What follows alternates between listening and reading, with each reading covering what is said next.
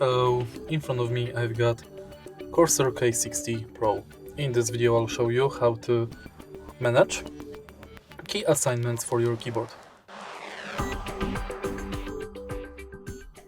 In the beginning, go to Corsair app and go to K60 Pro settings. Enter key assignment and now tap plus to add new assignment. Select remap, regular, voice mode. Select the key above or click this box to record the press from your keyboard. For example, let's select 0.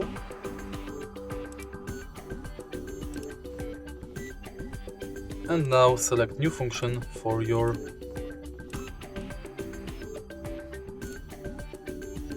key.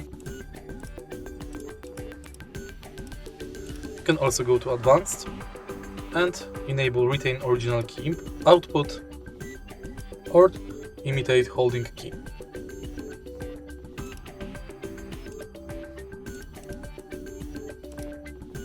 And that's basically it.